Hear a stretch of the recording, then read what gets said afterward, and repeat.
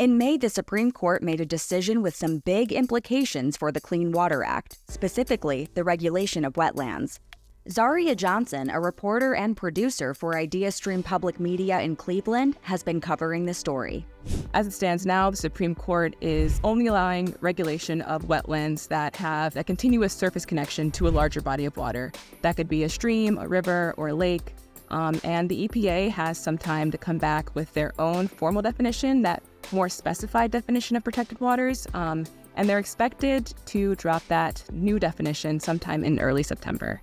And this might seem like a small change, but it's having a big impact. Wetlands, regardless of size or a connection to a larger body of water, really help to filter out some of those negative, bad things that end up in our water, like fertilizers, pesticides, stormwater runoff, things like that. The wetlands are essential to the watershed in that way that they filter out that bad stuff before it enters those larger bodies of water. So the story is really diving into how the decision might affect wetlands in Ohio and how Ohio might need to shift its regulatory practices in order to pick up the slack from the federal government. The decision caused concern among environmental advocacy organizations.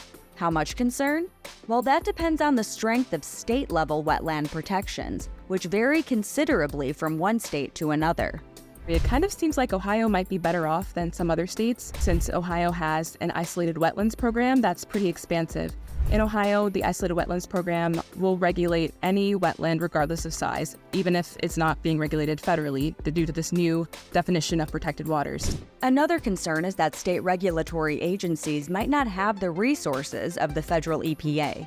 It'll be interesting to see kind of how the isolated wetlands program is able to handle that load and able to sort of shift its workforce to take all of that on. And I think it'll also be interesting to see how those environmental organizations are going to feel in Ohio about the isolated wetlands program and their ability to handle this. If they're going to feel that that's enough, or if they're going to still have concerns that that program isn't doing enough to pick up the slack and maintain that water quality.